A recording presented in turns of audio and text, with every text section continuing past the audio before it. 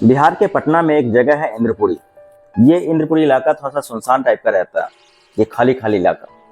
इसी इलाके में 15 अगस्त के दिन एक माँ अपने एक ट्यूशन टीचर को फोन करती है कि मेरे बच्चे जो आपके पास पढ़ने के लिए गए थे वो बच्चे अभी तक वापस नहीं आए। ट्यूशन टीचर इधर से परेशान हो जाती है और कहती है कि वो बच्चे 2 बजे आए थे, 3 बजे मैंने उसे छोड़ दिया। अभी चूंकि 4 बज रहा था तो उसकी माँ परेशान हो जाती है, उधर ट्यूशन टीचर भी परेशान हो जाती है, बच्चे को ढूंढना स्टार्ट करती है। ट्यूशन टीचर कहती है कि जाके ढूंढिए, आगे अगल बगल में होगा, कहीं फ्रेंड के घर चली गई हो खेलने के लिए, वहां जाके ढूंढिए। उसकी माँ पहुंच जाती है ढूंढने के लिए, बाहर में ढूंढती है, हर जगह ढूंढना स्टार्ट करती है, लेकिन वो बच्चे दोनों नहीं मिलते हैं। अब वो माँ काफी परेशान होने लगती है। इसी बीच वो अपने पति को फोन करती है। पति बोलता है कोई बात नहीं है, मिल जाएंगे, आ जाएंगे। ये माँ थोड़ी सी निश्चिंत हो जाती है। कभी कभी बच्चे देरी करते थे, किसी घर गए होंगे, मिल जाएंगे। शाम को लगभग 6 बज चुके थे। अब इस माँ की बेचैनी बढ़ने लगती है। थोड़ी देर बाद एक औरत अपने छत पे गई थी कपड़े उतारने के लिए, शाम का समय हो चुका था। तो वो अपने पार्किंग एरिया में देखती है कि एक सेंट्रो कार लगा हुआ था, जो कि उन्हीं का था, जो काफी कम चलता था। उसे बैग नजर आता है।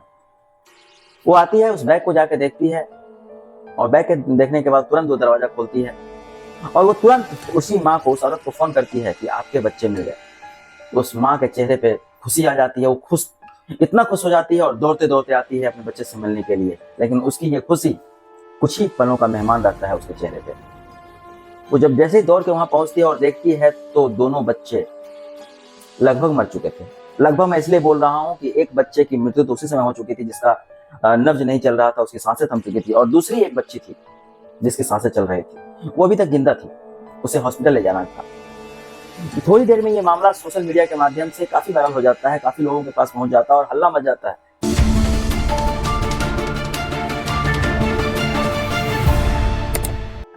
नमस्कार, प्रणाम, मैं प्रकाश स्वागत करता हूं अपने चैनल में। आज की जो सच्ची घटना मैं आपको बताने जा रहा हूं, ये सच्ची घटना है पटना का।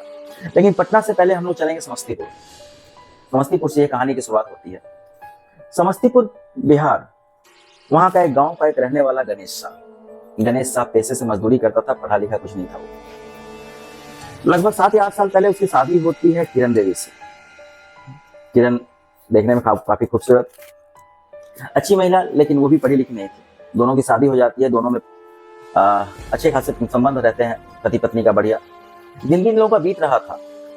शादी के लगभग 1 या 1.5 साल बाद उनकी एक बेटी जन्म लेती है, जिसका नाम उन्होंने रखा था लक्ष्मी। उसके बाद कुछ सालों बाद उनका एक बेटा भी जन्म लेता है, जिसका नाम उन्होंने रखा था दीपक। लक्ष्मी और दीपक। अब ये गांव में रहते थे, गांव में उतनी परवरिश नहीं हो पाती थी अच्छे से। हालांकि दीपक पहले शहर में ही काम करता था। दीपक जो काम करता था वो मजदूरी का काम करता था, मकान जुराई का काम करता था। जो मकान बनते हैं उसमें मकान चिनाई का काम करता था। एक मजदूरी टाइप का काम करता था, वो मजदूर इंसान था। तो उससे उसका पेट नहीं भर रहा था। तो ये लोग जो है सो गांव से शहर आ जाते हैं, जिसमें उसकी पत्नी बोलती है कि चलिए मैं भी काम करूंगी, मैं भी कुछ ना कुछ काम करके कमाऊंगा। लेकिन फिर गणेश कहता है कि अगर तुम चलोगी तो बच्चे रहेंगे तो खर्चा भी तो बढ़ जाएगा। ये दोनों सोचते हैं कि हम दोनों तो मजदूरी कर रहे हैं, हम लोग नौकर टाइप का काम कर रहे हैं, क्यों ना अपने बच्चे को अच्छी शिक्षा दी जाए, क्यों ना हमारा बेटा अच्छा बने, क्यों ना हमारी बेटी अच्छा बने, अच्छे पोस्ट पर जाए, पढ़ लिख के सरकारी नौकरी हासिल करे या फिर कुछ बढ़िया करे। ये सोचकर ये लोग शहर आ जाते हैं, पटना के इंद्रपुरी इलाके में। ये इलाका काफी सुनसान। ये लोग आते हैं, अपना काम करते हैं। गणेश सुबह से शाम तक मजदूरी करता है और उनकी जो पत्नी होती है किरण देवी, ये दूसरे घरों में जाकर बर्तन मांजती है, नौकरानी का काम करती है, खाना बनाती है, झाड़ू पोछा करती है। इनसे इनका भी पैसा आ जाता था। ये लोग अपना जीवन खुशी खुशी बिता रहे थे। वहीं के इलाके में एक रूम लेके, भाड़े पे किराए पे रूम लेके रह रहे थे और अपने बच्चे का एडमिशन, दोनों बच्चों का एडमिशन वो बहुत ही अच्छे स्कूल में करवाए थे। पटना पब्लिक स्कूल काफी फेमस स्कूल है और वहीं पे उन्होंने एक ट्यूशन भी लगवाया था बच्चों का। वो ट्यूशन जिससे लगवाया था वो मैडम का नाम ममता उसी स्कूल में पढ़ाती थी, पटना पब्लिक स्कूल में पढ़ाती थी और उनके आस पड़ोस में ही रहती थी। मतलब इन दोनों के घर के बीच की दूरी ज्यादा नहीं थी। तो ममता रिक्वेस्ट करती है कि बच्चे को आप क्यों ट्यूशन में डाल दें, और ये लोग का मन था कि बच्चे सिर्फ स्कूल से आगे नहीं बढ़ पाएंगे तो ट्यूशन में भी डाल देते हैं। तो बेटर उपाय तो ममता था, क्योंकि उस स्कूल में पढ़ाती भी थी। तो ममता के पास ये लोग ट्यूशन पढ़ने के लिए भेज देते हैं। इन लोगों की जिंदगी अच्छी चल रही थी, काम कर रहे थे, पैसा कमा रहे थे, अच्छा खासा जिंदगी चल रहा था, खाना पीना सब कुछ बढ़िया इन लोगों का चल रहा था। कोई जिंदगी में इनकी तकलीफ नहीं थी, सिवाय एक चीज के कि इन लोगों का मजदूरी करना पड़ता था। माँ इनकी जो पत्नी है किरण देवी, ये जाके दूसरे घर में बर्तन मांजती थी, कपड़े धोती थी, लेकिन अपने बच्चे के बेहतर भविष्य के लिए काम कर रही थी। दिन 15 अगस्त 2025। झंडा फहराने का दिन, आजादी का दिन, ये दिन लोग खुशियां मनाते हैं। आजादी मिली थी। एक पिछले वीडियो में मैंने बताया था कि आजादी क्या होता है, और पिछले वीडियो में मैंने एक बताया था कि 15 अगस्त 2023 को भी कोई घटना घटी थी। 15 अगस्त 2023 के दिन जो घटना घटी थी वो एक सीतामढ़ी बिहार की घटना, जहां पे एक बच्चे की जान गई थी। वो बच्चा स्कूल में झंडा फहराने जाता है, अगले दिन शाम तक लौट के वापस नहीं आता है, अगले दिन उसकी लाश मिलती है। इस कहानी का लिंक जो है अपने डिस्क्रिप्शन में डाल दूंगा, वहां से जाके आप देख सकते हैं। आज की कहानी पर चलते हैं। तो ये बच्चा भी स्कूल से झंडा फहरा के आता है, दोनों बच्चे स्कूल से झंडा फहरा के आते हैं, घर पे आते हैं, मिठाई जलेबी प्रसाद लेके आते हैं, क्योंकि सुबह ये लोग जाते हैं तो बहुत बढ़िया से जाते हैं। उसके बाद ये स्कूल से आते तो हैं, फिर घर पे आके खेलते हैं, कूदते हैं, थोड़ा पढ़ाई करते हैं। उस दिन ये बोल रहे थे कि नहीं आज ट्यूशन नहीं जाऊंगा, हालांकि छुट्टी का दिन था, आजादी का दिन था, तो बोले छुट्टी नहीं, ट्यूशन नहीं जाऊंगा। घर के लोग भी राजी हो जाते हैं, लेकिन उधर से जो मैडम होती है, ममता मैडम, वो फोन करके कहती है कि बच्चों को भेज दो, पढ़ा दूंगा। तो वो बोलते हैं कि आज तो पढ़ाई है नहीं, आज तो जरूरत नहीं है कि पढ़ाई, छोड़ देते हैं आज। तो वो उधर से रिक्वेस्ट करती है, यहाँ तक कि वो उसके पति को भी फोन करती है कि आज आप बच्चों को भेज दीजिए। उसके पिता बोलते हैं कि कोई जरूरत नहीं है। उनके पिता के बयान के अनुसार उनके पिता बोलते हैं कि आज रहने दीजिए, छुट्टी है, कोई बात नहीं। फिर भी वो जबरदस्ती बच्चों को बुलाया जाता है पढ़ाने के लिए। बच्चे पढ़ने चले जाते हैं, क्योंकि उनका मैडम का कहना था कि ये कमजोर है पढ़ाई में, थोड़ा बहुत कमजोर है, इसको आज छुट्टी दिन में फ्री हूँ और पढ़ा दूंगी तो थोड़ा सा एक्स्ट्रा नॉलेज मिल जाएगा। वो बच्चे ट्यूशन जाते हैं पढ़ने के लिए, लगभग 2 बजे से थोड़ा सा पहले अपने निश्चित समय पर ट्यूशन पहुंच जाते हैं। उनके घर के बीच की दूरी ज्यादा नहीं थी, मुश्किल से 3 या 4 मिनट का रास्ता। बच्चे पहुंच जाते हैं उसके घर पढ़ने के लिए, पढ़ाई करते हैं।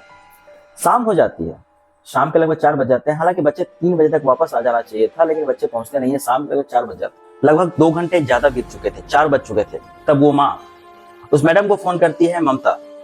वो मैडम कहती है कि बच्चे तो चले गए, मैंने 2 बजे से लेकर 3 बजे तक पढ़ाया और बच्चे 3 बजे निकल गए। आप इधर उधर ढूंढिए, किसी घर में होगी, किसी दोस्त के पास होगी।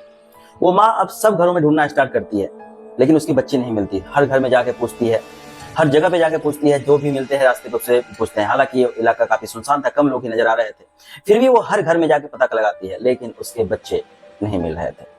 अब वो परेशान हो जाती है, अपने पति गणेश शाह को फोन करती है, जो कि मजदूरी करने के लिए कहीं गए थे। 15 अगस्त के दिन भी पैसे का दिक्कत था, तो ये उस दिन छुट्टी के दिन भी वो काम पर गए हुए थे। उधर से उसके पति कहते हैं कि परेशान होने की जरूरत नहीं है, हम लोग आ रहे हैं। उसके पति भी आते हैं और ढूंढना स्टार्ट करते हैं। शाम को लगभग 6 बज चुके थे ढूंढते ढूंढते, पर उनके बच्चे नहीं मिलते। अचानक ही कुछ दूरी पर एक महिला अपने छत पे जाती है कपड़ा उतारने के लिए। शाम का समय हो चुका था, और वो जैसे ही वो कपड़ा उतार रही थी, तो उसकी नजर उसके घर में एक पड़ी सेंट्रो कार, जो काफी दिनों से पड़ी हुई थी, जो चल नहीं रही थी, खराब कार थी, उसके एरिया में थी, कंपाउंड के एरिया में थी वो कार। उस पर नजर पड़ती है तो उसको एक बैग नजर आता है। वो बैग को आके वो ऊपर से वो छत पर से आती है, और वो जैसे ही दरवाजा खोल के देखती है उस बैग को निकालने के लिए, आखिर बैग किसका है, वो देखती है कि उस गाड़ी में 2 बच्चे पड़े हुए हैं। और इस थोड़ी देर में चीख पुकार मच जाता है, लोगों को बुलाया जाता है, इकट्ठा हो जाते हैं लोग। इसी बीच वो महिला किरण देवी को फोन करती है कि आपके बच्चे यहाँ पे हैं। किरण देवी काफी खुश हो जाती है कि उनके बच्चे जो लगभग 4 घंटे से नहीं मिल रहे थे, हो गए हुए थे, अचानक से मिल जाते हैं। वो दौड़ के जाती है खुशी खुशी मन, लेकिन उसके चेहरे पे खुशी बस कुछ सेकंड का होता है। वो जाके देखती है तो वहां भीड़ लगी हुई थी। भीड़ को जब चीरते हुए जो अंदर जाके देखती है, तो उसके बच्चे इस दुनिया में नहीं थे, लगभग मर चुके थे। एक बच्चे की सांस, जो लड़की लक्ष्मी होती है, उसकी सांसें हल्की फुल्की चल रही थी, और एक बच्चा जो दम तोड़ चुका था। तुरंत एम्बुलेंस बुलाया जाता है। एम्बुलेंस के बाद LNJP अस्पताल, जो आसपास में ही अस्पताल है, उस अस्पताल में ले जाया जाता है, जहां पे इलाज के दौरान लक्ष्मी की मौत हो चुकी थी, जबकि उसका बेटा दीपक पहले ही दम तोड़ चुका था। डॉक्टर कहते हैं कि इसकी जान पहले ही जा चुकी है, और ये भी बुरी अवस्था में। लड़के के शरीर पे चोट का निशान था, दीपक के शरीर पे मार का निशान था, जला हुआ निशान था। बच्चे को बहुत बेरहमी तरह से मारा गया था। लड़की के शरीर पे कोई निशान नहीं था, लेकिन उसे भी मारा गया था। ये घटना थोड़ी देर में सोशल मीडिया के माध्यम से देश भर में फैल जाती है। सोशल मीडिया पे अभी इसी चीज का चर्चा है कि 15 अगस्त के दिन, आजादी के दिन, 2 बच्चों की मौत हो गई। पटना के इंद्रपुरी में रहने वाले 2 बच्चों की मौत हो गई। अभी हाल ही में कुछ दिन पहले पटना के ही जानीपुर इलाके में 2 मौत हुई थी, 2 बच्चों की मौत हुई थी। वो मामला कुछ और था। वो मामला अभी ठंडा भी नहीं पड़ा था कि ये मामला निकल के सामने आया। इसी बीच पुलिस को फोन किया जाता है, पुलिस आती है, पुलिस सबको अपने कब्जे में लेती है। लोगों से पूछताछ किया जाता है, तो वही मामला निकल के आता है कि लगभग इतने देर से बच्चे गायब थे और मिली, बाद में मिली।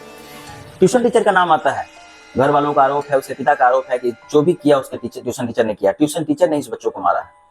ट्यूशन टीचर पर इल्जाम लगता है। ट्यूशन टीचर को पकड़ा जाता है, उनको बुलाया जाता है पूछताछ के लिए, मीडिया का इंटरव्यू भी होता है तो वो कहते हैं कि हम बच्चों को तुम जान से ज्यादा प्यार करते थे।